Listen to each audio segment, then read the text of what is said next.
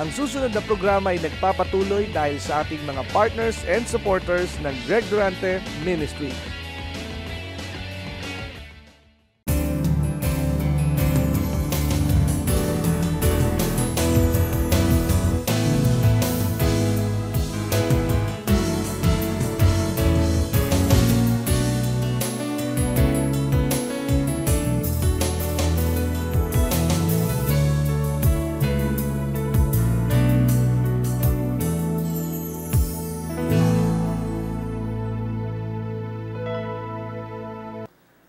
Napakabuti ng Diyos. Ang dakilang utos, alam nating lahat, ibigin ng Diyos ng buong puso, buong isip, buong kaluluwa, at buong lakas. At ang pangalawa na katulad rin ng una, ibigin natin ang ating kapwa ng buong puso, buong isip, buong kaluluwa, at buong lakas, katulad ng pag-ibig natin sa ating sarili. At ang pag-ibig natin sa ating sarili ay kailangang buong puso, buong isip, buong kaluluwa, at buong lakas. Kaya dapat po nating maunawaan na gusto ng Diyos na tayo'y nabubuhay sa pag-ibig, sapagkat ang umiibig ay magpapatuloy na nagtitiwala sa Diyos. Kaya nga po, yun po ang pinakamatinding kailangan ng bawat isa sa atin. Kaya't ang hamon ng Diyos at tanong kay Pedro, Simon Pedro, iniibig mo ba ako? Opo, Panginoon, iniibig kita. Pakanin mo ang mga tupa. Ikalawang tanong, Simon Pedro, iniibig mo ba ako? Opo. Kung gayon, pakanin mo at alagaan ang mga batang tupa. At ikatlong ulit na nagtanong ang Panginoon, umiyak na si Pedro. Kung gayon, alagaan mo ang tupa. So, pansinin po natin na ikaw at ako, kailangan maunawaan natin kung ano ang pagtingin sa iyo at sa akin ng Panginoon. Dahil tayo kay Kristo, kaya tayo kabilang sa pamilya ng Diyos. At dahil tayo ay itinulad sa isang bukid, field, kaya tayo kailangang handang laging tamnan. At tayo rin ay itinulad sa isang gusali. Kaya kailangan na tayo ay mabuo, bawat isa sa atin. Kaya't napakahalaga pong maunawaan natin at ito po ang titulo ng mensahe, the title of the message tonight. Love Jesus, then be filled with the Holy Spirit. Love Jesus, then be filled with the Holy Spirit. Kapag iniibig mo po si Jesucristo, iibigin mo ang mahalaga sa Diyos. At mula po, hindi na natin babasahin isa-isa, dahil mahaba po ito, pero nais ko lamang pong ipakita sa inyo na kapag tama yung iyong pagpapahalaga at alam mo ang dapat pahalagahan, ikaw po'y magiging mahalaga sa paningin ng Diyos. Kaya po yung Psalms 120 hanggang Psalms 133, kung inyo po yung pag-aaralan, ito po yung alab ng mga Israelita na pumunta sa bahay ng Diyos doon po sa Jerusalem. At kailangan po na mabuo doon sa mga Israelita ang pag-ibig sa Diyos at pag-ibig sa isa't isa. Kaya nga po, kung titingnan po natin, si David ay laging dumadalangin at hinihiling niya sa Diyos na siya ay pagkalooban ng pagpapalat, biyaya at malaking kayamanan para maitayo niya ang bahay ng Diyos doon sa Jerusalem. Ang kanyang pagkagiliw sa bahay ng Diyos ay hanggang langit yung kanyang mithiin.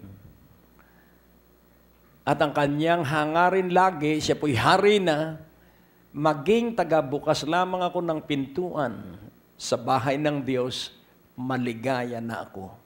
Kaya atin pong pansinin na ang kaligayahan niya ay ang Diyos at ang kanyang bahay. Kaya kailangang matutunan po natin kung ano ang ating pahahalagahan sapagkat kapag nasa tama tayong pangunahing pinahahalagahan, ang lahat po na susunod na ating pahahalagahan ay magiging matagumpay. Kaya nga po, kung ating unawain, nagtapos ang Songs of Ascent sa Psalms 133, pero sa pagitan po noon sa 126 at sa pagtatapos sa 133 at dun po sa 120, kung titingnan po natin yung alab ng mga naglalakbay patungo sa bahay ng Diyos sa Jerusalem, sila po ay lumuluha sa sobrang kagalakan dahil ibinalik sila ng Diyos sa lupang pangako. Mula Ehipto, ibinalik sila, kaya sila ay nagkakatuwaan. Sila ay sobra ang kagalakan. At gayon din sa panahon na sila ay nabihag, sa panahon ng mga Israelita ay nabihag, yun din po ay applicable sa kanilang sobrang kagalakan sapagkat yung kanilang paglaya sa pagkabihag sa pananakop ng unay Assyria, unay Ehipto, Assyria, Babylonia. So, dun po sa paglayang yun, sila ay galak na galak sa Panginoon sapagkat, alam nyo, ang kanilang kagalakan, makababalik na sila sa bahay ng Diyos doon sa Jerusalem. So, wala silang pinapangarap kundi makapunta sa bahay ng Panginoon. Kaya nga po kung ating kikilalanin itong katotohanan ito, ang pagdalo sa mga pagtitipon na sinabi rin sa aklat ng mga Hebreo, kung ikaw lamang ay maghahangad na ang araw ng linggo ay iwag mong kaliligtaan at wag mong iwawaglit sa iyong isipan at tayo ay magsama-sama at ito po ay kinalulugdan ng Diyos. Ibigin natin si Jesus at ang kasunod tayo ay laging mapupuspos ng banal na Espiritu. Isa po ang oras at panahon ng baptism in the Holy Spirit. At ito po'y naganap nung kauna-unahang ikaw ay mabaptize in the Spirit. At araw-araw, kailangan tayo po'y mapuno ng banal na Espiritu. Dahil hindi ho pwede tayong magtagumpay sa maghapon kung hindi tayo puspos sa umaga ng banal na Espiritu. So paano kayo mapupuspos ng Espiritu? Panalangin, hingin mo na sa maghapon, puspos ka ng banal na Espiritu. Paano po mapangyayari yan? Kaya tayo po'y magsisiyasat dahil laging tandaan po natin, kailangan sa maghapon, puspos ka ng Espiritu para sa pagtulog, ikaw ay puspos din ng Espiritu. At paggising mo, panibagong paghingi ng kapuspusan ng Espiritu. Sapagkat sa bawat araw, yung sapat na pananalig, yung sapat na lakas at abilidad ay pang maghapon lang. Kinabukasan, panibagong pananalig. Panibagong lakas, panibagong kagalakan, panibagong sigla. Kaya kailangan araw-araw, hingin mo na mapuspos ka ng Espiritu. Kaya nga po, kung atin pong uunawaing mabuti, kapag puspos ka ng Espiritu, mabubuhay ka sa pangunahin. Ano po ang great commandment na tinurang ko sa inyo kanina? Ibigin ang Diyos at ibigin ang kapwa. Kaya kailangan laging puspos tayo ng Espiritu sapagkat imposible pong ibigin ang kapwa. Mahirap po na magawang ibigin ang kapwa. Pero pwede kayang matupad natin yung ikalawang dakilang utos, ibigin mo ang iyong kapwa katulad ng pag-ibig mo sa iyong sarili. Kailangang tagumpay tayo doon sa una. Huwag na iyong gagawin na pangalawa ang una. Ang una ay pakikipag-ibigan sa Diyos at ito'y nangyayari pagkagising sa umaga. Yun po ang una. Huwag ka pong magmamadali. Sapagkat may kasabihan tayo sa Tagalog, ang lumalakad ng matulin na hindi kasama ang Diyos, kung matinik ay malalim. So, mabibigo ka po kapag hindi mo inuna ang Diyos. At mapapansin mo na tayo ay bigo sapagkat napapagod tayo at pag napagod, naiinis tayo. Pero kapag inuna mo ang Diyos, mapagod ka man, yung pagkainis ay magiging malayo sa atin. Dahil kontrolado tayo ng Espiritu ng Diyos. Kaya nga po ang utos sa John 13, verse 34. A new commandment I give unto you, that you love one another as I have loved you, that you also love one another. Kilala mo po ba ang iyong katabi? Kilala mo ang iyong katabi? Iniibig mo ba ang iyong katabi? Dahil atin pong unawain, kapag hindi tayo nabubuhay sa pag-ibig, kaya ano po ba ang pag-ibig? Bunga ng Espiritu, tama po yun. Pero ano nga ba ang pag-ibig? Sa 1 Corinthians 13, dahil kailangang maunawaan natin kung ano ang pag-ibig, verse 8. 1 Corinthians 13:8. Love never faileth. Yung charity po dito ay love.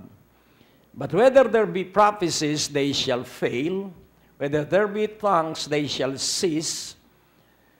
Whether there be knowledge, it shall vanish away. So i-underline mo po yung fail, cease, and then vanish. Yun pong fail ay hindi mabibigo kundi hihinto. Yun pong cease ay titigil at yun pong vanish, mawawala. Kaya yung iba, ang hinahangad nila ay maging silang matalino, knowledge. Pero alam mo, pagdating po ng crisis, yung talino ay hindi mo magagamit. Amen. So yung husay natin sa pagsasalita,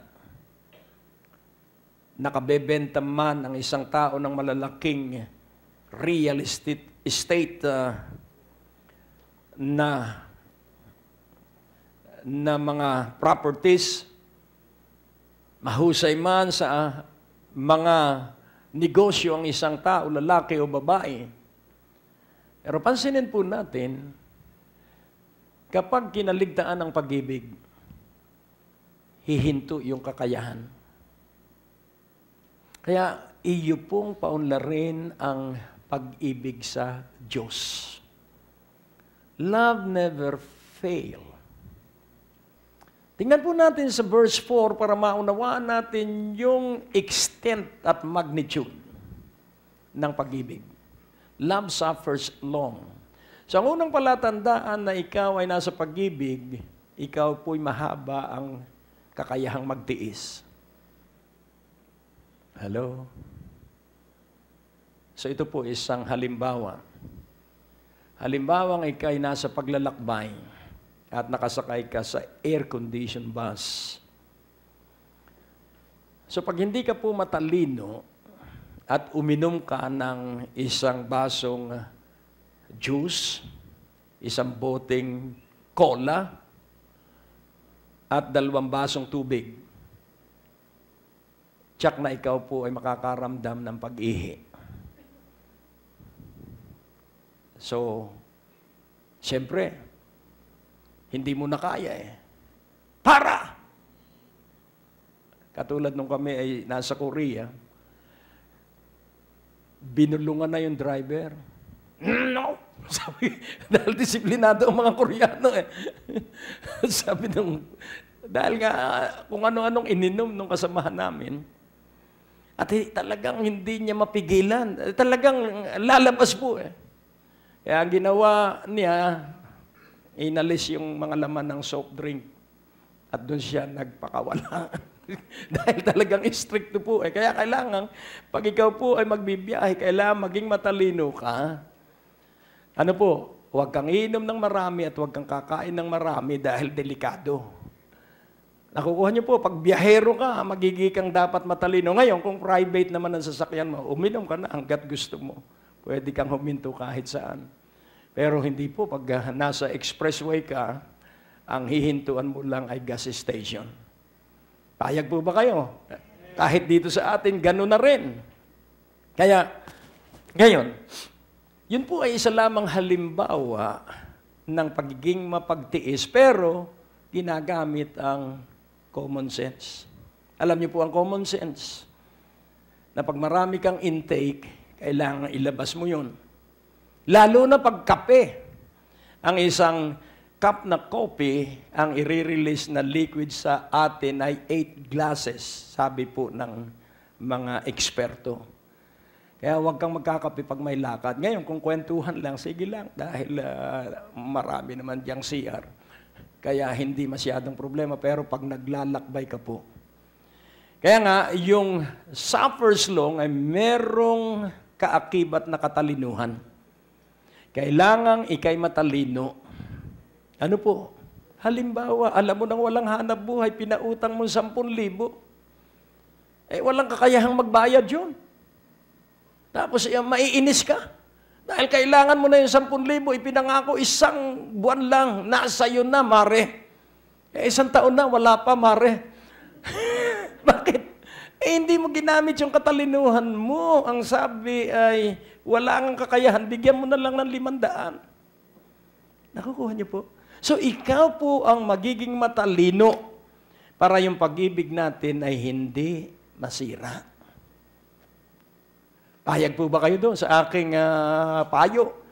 Love suffers long and is kind. Ako, napakatindi po ang kombinasyon.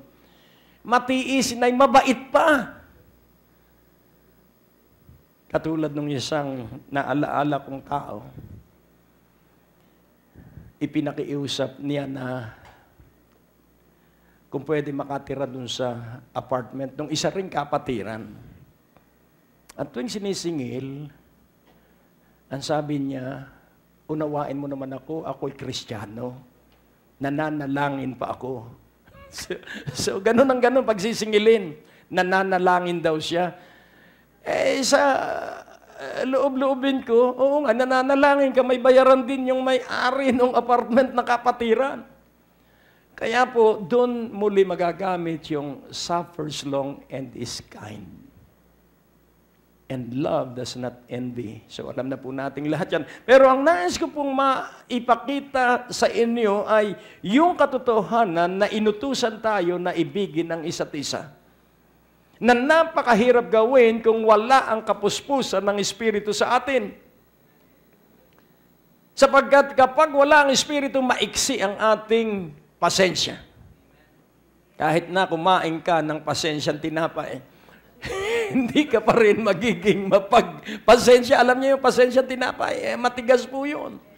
Kaya kailangan pagtiyagaan mo yun. Kaya nga po, unawain nating mabuti. Akin lamang ipinakikita ang isang katotohanan na makapapasok sa inyong puso.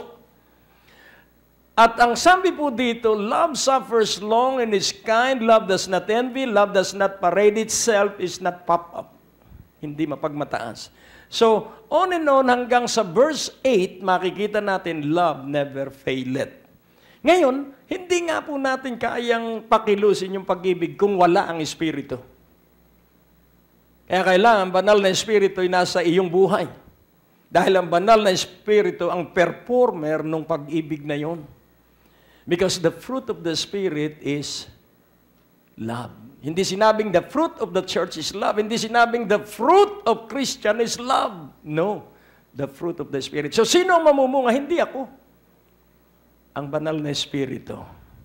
Kaya kailangan ang iyong relasyon sa banal na Espiritu ipaunlarin natin. Galatians 5:22. Nais kong inyong makita ang mga katotohanan ito. But the fruit of the Spirit is love. Kanino raw pong bunga? Kanino raw bunga? Espiritu. Kaya nga atupagin natin ay ang banal na Espiritu. Hallelujah. Kaya nga ang sabi ron, as many as are led by the Spirit, they are children of God. Hindi po ako makagagawa ng katiting na kabutihan kung ang banal na Espiritu ay hindi ko hahayaang gumawa. Sa 1 Corinthians 12:8, tingnan po natin. Napakahalaga po ng banal na Espiritu. For to one is given by the Spirit the word of wisdom, to another the word of knowledge by the same Spirit. Sino raw po ang nagbibigay? Hindi po pastor. The Spirit giveth. Sino raw po ang nagbibigay ng karunungan? Ang banal na Espiritu. Hindi po ang school. It's the Spirit that give the word of wisdom, the word of knowledge. So ngayon, kanino tayo magpapakalakas? Sa Espiritu ng Diyos. Naintindihan na po natin. Kaya nga, I have a new commandment, love one another as I have loved you. Then sa 15:17, inulit ng Panginoon, John 15:17. Dahil dito lamang po tayo makakaranas ng kakaibang kapayapaan at kaunlaran. Ano po ang sabi sa John 15:17? 15:17. At ang sabi po dito, glory. These things I command you, that you love one another. Ang mga bagay na ito'y iniutos ko sa inyo, na ibigin ninyo ang isa't isa. Wow. So ngayon, meron pong gamit para ibigin natin ang isa't isa. Kailangang maunawaan mo kung paano mo matutupad yung utos ng Panginoon na ibigin natin ang isa't isa. Paano po natin matutupad yung utos ng Panginoon na ibigin natin ang isa't isa? Ulitin kong muli, hindi po natin kaya ito. Ulitin ko uli, hindi mo kaya yan. Uulitin kong muli, hindi natin, walang sino man sa ating makakakaya sapagkat ang tanging marunong lamang umibigay ang Diyos.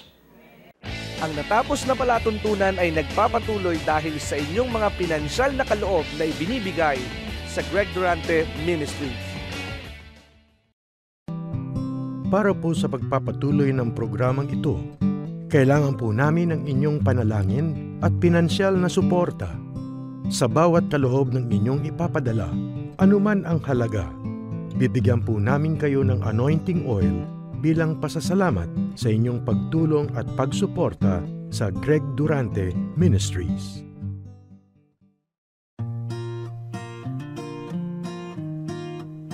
May mga na-miss ka bang broadcast ni Pastor Greg? Huwag malungkot, maaari mo na itong balikan sa pamamagitan ng pag-log on sa www.gregdurante.com. Doon sa ating website, i-click lamang ang mga video preachings na nais mong mapakinggan, English o Tagalog o anumang mga title na nais mong panoorin at 24 hours, 7 days a week, mapapakinggan at mapapanood mo si Pastor Greg. Naniniwala kami na sa pakikinig ng salita ng Diyos, nandoon ang paglago at pag-unlad ng inyong mga buhay at mararanasan ninyo ang biyaya ng ating Panginoon.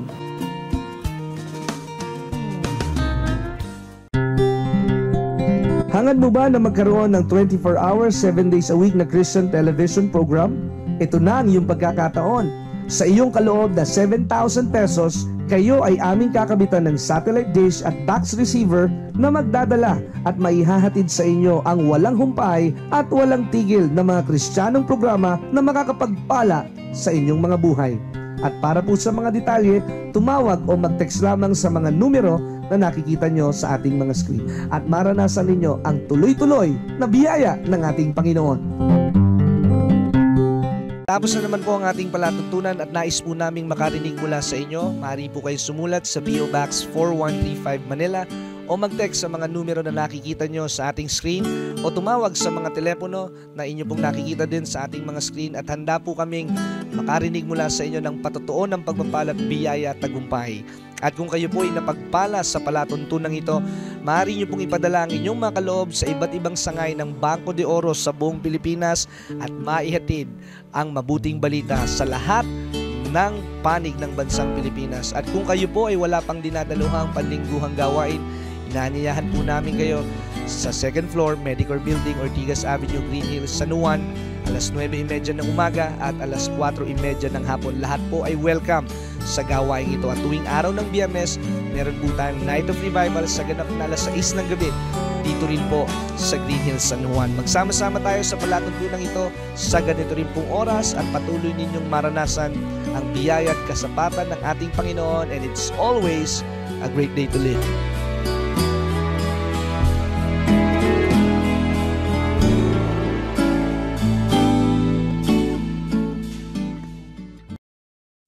Ang susunod na programa ay nagpapatuloy dahil sa ating mga partners and supporters ng Greg Durante Ministry.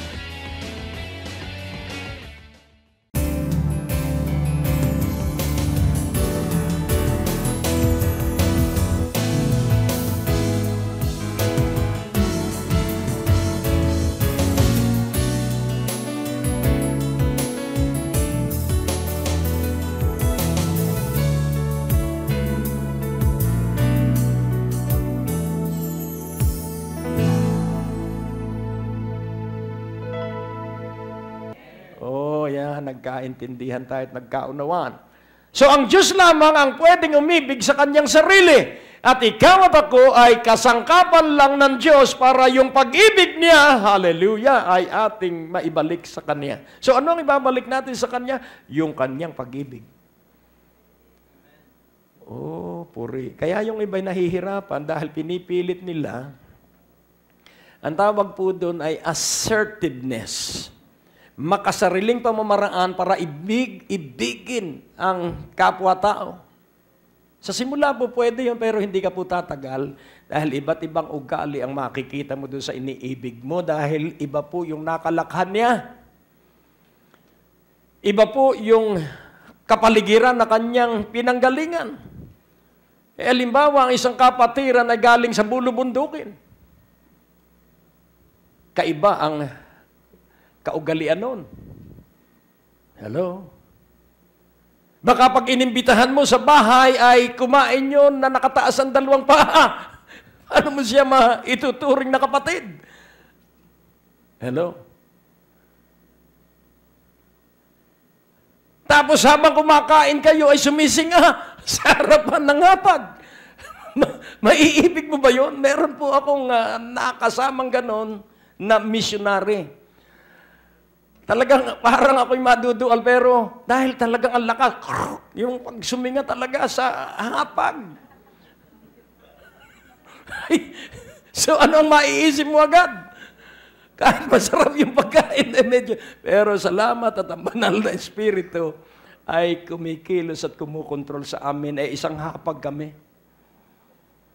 Wala po. Yan po ang kanyang nakaugalian.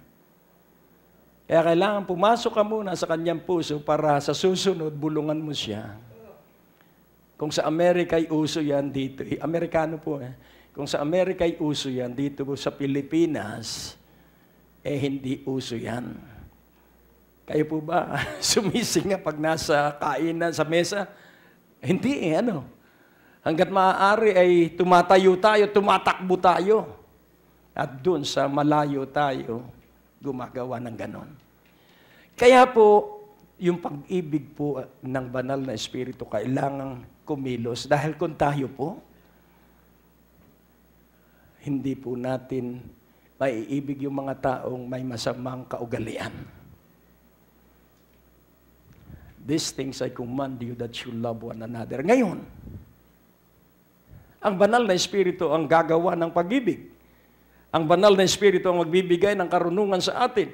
Ang banal na Espiritu ang magbibigay ng lakas para magawa nating ibigin ang kapatiran at ang kapwa-tao. Paano nga? Kaya napakahalaga po itong iniutos ng Panginoon sa 14:15 ng John. Nais kong makita ninyo. If you love me, keep my commandments. So, ang tanong ng Panginoon, kung ako'y iniibig ninyo, sundin ninyo ang aking mga utos. Ano po ba ang mga utos ng Panginoon? Tingnan natin sa 15:12. Kailangan po, this is my commandment, that you love one another as I have loved you. Paulit-ulit po doon sa 13:34, love one another as I have loved you.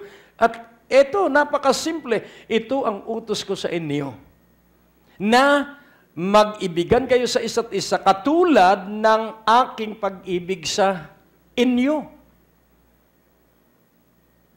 At ang sabi ng verse 13, greater love hath no man than this, that a man lay down his life for his friends. So ano raw po yung pag-ibig? Inialay niya ang kanyang buhay sa kanyang mga kaibigan. Ano po ba ang buhay? Yun pong ating ugali. Ang buhay po ay yung ating pag-uugali. Sapagkat tayo po ay disiplinado sa ating sarili. At ang mga tao na dadalhin sa atin ng Diyos ay hindi po disiplinado. Kaya kung hindi po natin gagamitin yung pag-ibig ng Panginoong Hesukristo, kaya nga kung papansinin po natin, yung mga kasama ng Panginoong Hesukristo ay kung hindi lasenggo ay nangangalunya. Kung hindi nangangalunya ay mga tax collector. Ibig sabihin ay corrupt. Kaya kung titingnan po natin ang kasama ng Panginoong Hesukristo, kung siya ay tatayo na pangkaraniwang tao, hindi ako makikihalubilo sa inyo. Sapagkat kung titingnan po natin, ang sabi ni Pablo, babalikan po natin yan sa 1 Corinthians 15:33. Pansinin po natin, be not deceived, evil communications corrupt good manners. So yung masamang pananalita ang nakasisira ng mabuting pag-uugali. Kaya nga, paano gaganda ang ating pananalita? Kapag tayo po ay sumunod sa utos ng Panginoon at itinuloy natin ang salita ng Diyos sa ating buhay. Ibalik po natin sa John 15:13 ulit. Greater love hath no man than this, that a man lay down his life for his friend. Ang tinutukoy po ng Panginoon siya. Na sa verse 14, ang sabi po doon, you are my friends. So sino ang tinutukoy niya sa verse 13? Siya. You are my friends if you do whatsoever I command you. Verse 15, henceforth I call you not servants, for the servant knoweth not what his Lord doeth, but I have called you friends, for all things that I have heard of my Father, I have made known unto you. Kaya nga po ating unawain, ituturo mismong personal ng Panginoon sa kanyang mga kaibigan at ikaw at ako ay kaibigan ng Panginoon. Hallelujah! Ano ang kanyang ituturo? Ang mga narinig niya sa kanyang Ama. At ano ang layunin at ituturo niya yung mga sinabi ng kanyang Ama sa kanya? Verse 16, you have not chosen me, but I have chosen you and ordained you that you should go and bring forth fruits, and that your fruit should remain, that whatsoever you shall ask of the Father in my name, He may give it you. Hindi kayo ang pumili sa akin, sa halip ako ang pumili sa inyo at itinalaga ko kayo, na kayo ay humayo upang magdala ng bunga. At kailangan ang bunga ninyo'y nananatili upang anuman ang inyong hingin. Wow! Sa Ama, sa pangalan ko, ay kanyang pwedeng ibigay sa inyo. Bakit po kailangan tayo'y umiibig? Bakit po kailangan tayo kaibigan ng Panginoong Hesus? Iisa po ang layunin, para yung lahat ng hihingin natin ay ibibigay sa atin sa pangalan ni Jesus. So, iniibig mo ba ang Panginoon?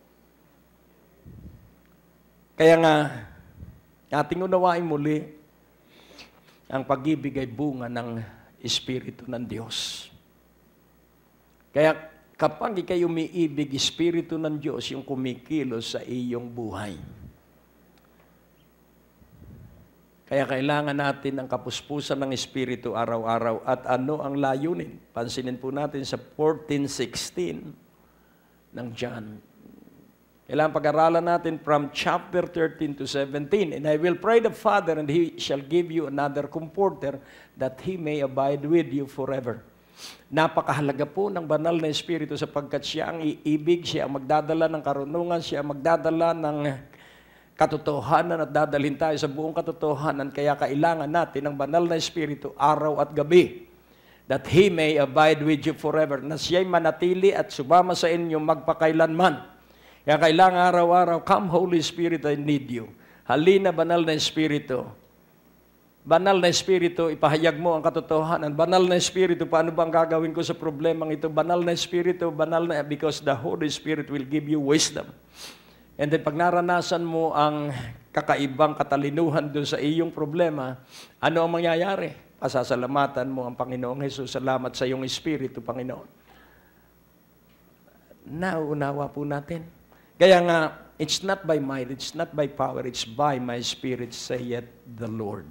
Yung lahat po ng ating pagkabuhay ay laging dapat tayo nasa patnubay ng Espiritu. Sapagkat ang pagpatnubay ng Espiritu ang magdadala sa atin upang maging isa tayo kay Jesucristo. At ang sabi po ng John 17 verse 22, Verse 22, John 17:22, and the glory which thou gavest me I have given them, that they may be one even as we are one. Ano po ito? Ang karangalan na ibinigay mo sa akin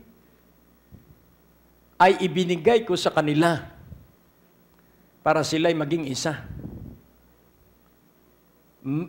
Gayong tayo ay isa.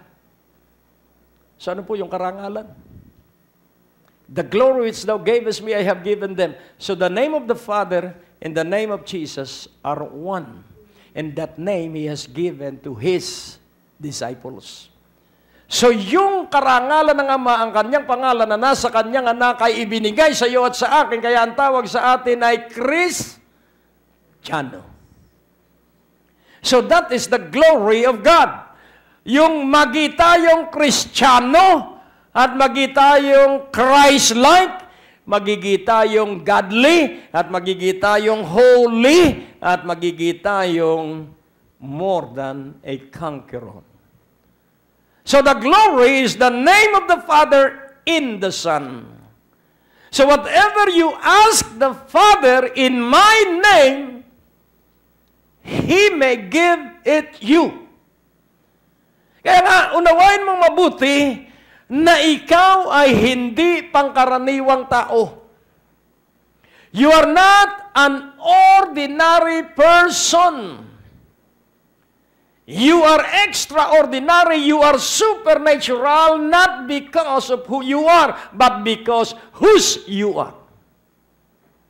Hindi ka pangkaraniwang tao, hindi dahil sa ikaw ay ikaw. Ikaw at ako ay pambihirang tao dahil sa merong may-ari sa iyo at sa akin. We are a special people unto God. We are a holy nation, a royal priesthood for the praise of His glory. Para mapapurihan ang kanyang karangalan na itong mga nasa Green Hills ngayon at itong mga nanonood sa telebisyon at nakikinig sa radyo ay mga espesyal at hindi pangkaraniwang tao kaya sila'y mahilig sa salita ng Diyos. Glory. Naunawaan niyo po? Dahil laging unawain natin na ikaw at ako ay may iisa lamang pananagutan at kailangang mabuhay tayo para matupad natin yung pananagutan yon at ang ating pamumuhay ay sa pananalig lamang. There is only one life and that life is living by faith and that faith life is two. Tingnan natin sa Psalms 112 verse 1. Praise ye the Lord, blessed is the man that feareth the Lord, that delighteth greatly in His commandments. Purihin ang Panginoon, pinagpala, maligaya, maunlad, mayaman ang tao na may takot sa Panginoon at ang kanyang kaligayahang walang katulad ay ang mga utos ng Diyos. At ako ay may bagong utos sa inyo, mag-ibigan kayo. So kapag ikay naligayahan, gawin yon. Laging tandaan mo, banal na Espiritu ang gagawa ng kanyang utos. At walang isa man sa ating mabibigo because the Holy Spirit will never experience any defeat. So ating pansinin, may takot ka sa Diyos. May takot ka ba sa Diyos? So kung may takot ka sa Diyos, kailangan ikaw ay sabik sa salita ng Diyos. Sa Isaiah 66:2, dahil yung mga may takot sa Diyos ay pambihira ang kanyang kasabikan sa salita ng Diyos. For all those things that mine hand made, and all those things have been, saith the Lord. But to this man will I look, even to him that is poor and of a contrite spirit, and trembleth at my word. Sa tao, sa lalaki o babae man, na mapagpakumbaba at may nagsisising puso na nanginginig sa kasabikan sa aking salita. Psalms 1 verse 2.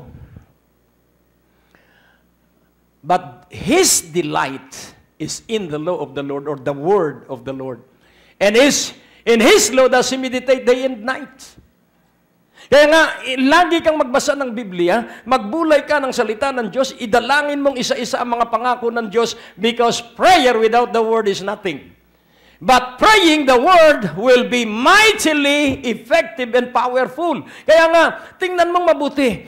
Panginoon, paano ko idadalangin ang salita ng Diyos? Panginoon, sinabi mo na mga pagpapala ni Abraham ay dadaloy sa lahat ng kay Hesus Kristo. Kaya idinadalangin ko ang iyong tipan kay Abraham. Ang sabi mo kay Abraham, si Abraham ay pagpapalain mo na itataas mo at iaangat ang kanyang pangalan, gagawin mong dakila. Panginoon, sabi mo kay Abraham, siya ay pagpapalain mo upang siya ay maging pagpapala sa lahat ng pamilya. Panginoon, kay Hesus Kristo mangyari ito sa akin.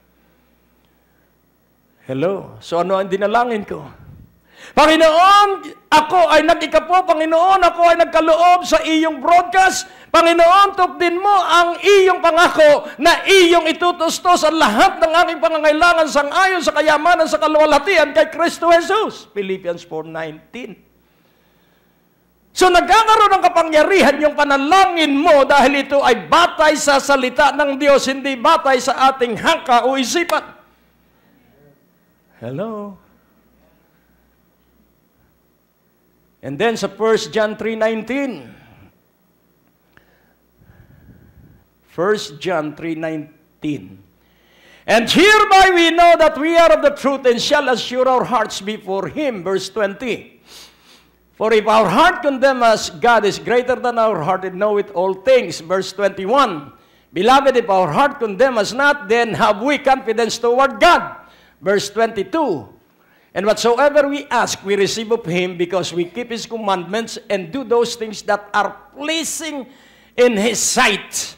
Kaya kung nakadarama ka na parang baka hindi ka marinig ng Diyos, sabihin mo, Panginoon, patawarin mo ako dito sa bumabagabag sa akin, o Diyos, sa pangalan ni Jesus Ama, patawarin mo ako. At matapos kang humingi ng tawad, paniwalaan mong pinatawad ka, at sabihin mo, Panginoon, aking tinatayuan ang verse 22 ng 1 John 3, na naman ang hingin ko sa iyo, dahil ako'y naniwalang ako'y pinatawad mo, tatanggapin ko mula sa iyo, kaya magpapatuloy ako na maalam sa iyo, at lagi akong mananalangin, at kung kailangan lumuha, papatak at tutulo ang aking mga luha para po sa iyo. Nakukuha niyo po. And it is always the Holy Spirit. Iuuna ka ng Diyos sapagkat malayang pinakikilos mo ang banal na Espiritu. You will not parade your goodness. Ano po ang ibig sabihin?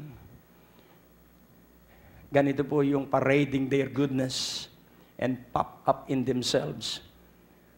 Magtuturo siya. Kaya kayo, kailangang tumulag kayo sa akin, ako'y mabait. Yan, huwag pong gagawin yon. Nakukuha niyo po? Tularan natin ang Panginoong Jesus sapagkat siya'y napakabait. Kaya nga, sa pagtatapos, sa Romans 8:1, Romans 8:1, there is therefore now no condemnation to them which are in Christ Jesus, who walk not after the flesh, but after the Spirit. I-connecta po natin yan sa 2 Corinthians 5:17. Therefore, if any man be in Christ, he is a new creature. All things are passed away, behold, all things are become new. Tayong lahat ay naka Jesucristo na. Lumipas na yung dati nating buhay. Inalis na yung masama nating ugali. Pinatawad na tayo sa makasalanang kalikasan at tayong lahat ay bago na. Behold, all things are become new. At dahil nga tayo pinatawad at hinugas at lininis sa pamamagitan ng dugo ng Panginoong Jesucristo, ibalik natin sa Romans 8:1 at ating ipagdiinan.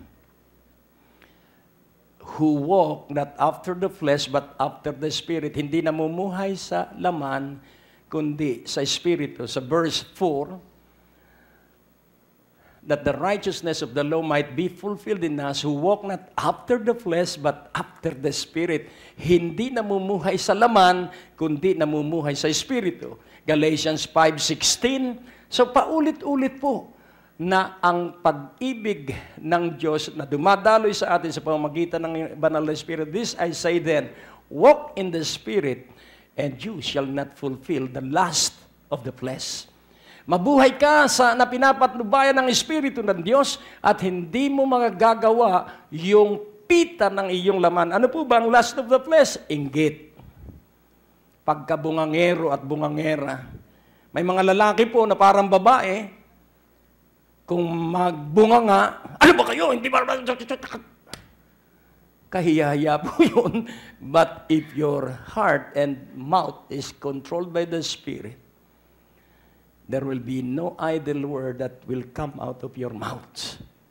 Always word that encourages, word that affirm, word that influence other to do good.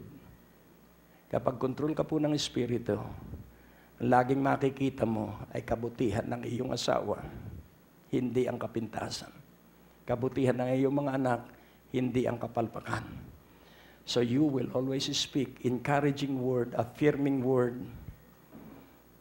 at magkakaroon sila ng alab na magbalik loob sa Diyos. Courtesy of the Holy Spirit that work through each one of us.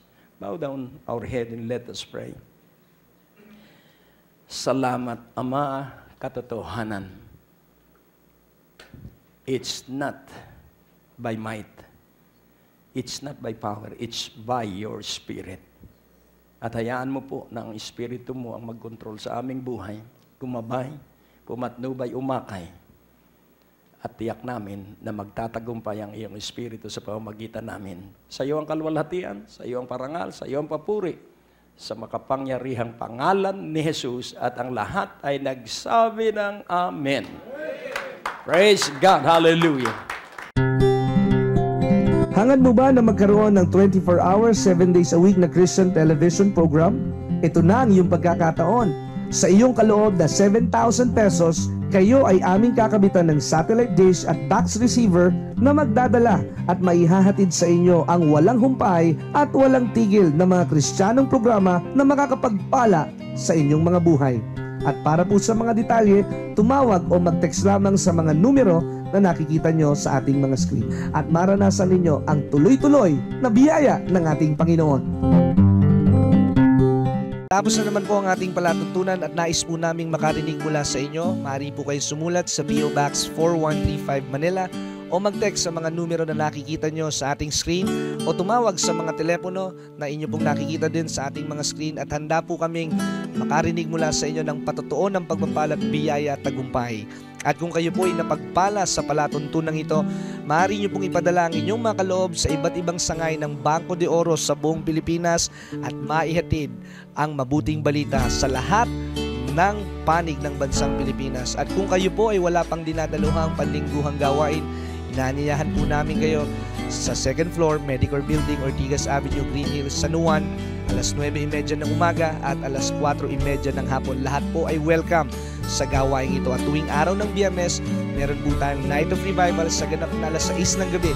Dito rin po sa Green Hills, San Juan. Magsama-sama tayo sa palatuntunan ito sa ganito rin pong oras at patuloy ninyong maranasan ang biyaya at kasapatan ng ating Panginoon, and it's always a great day to live.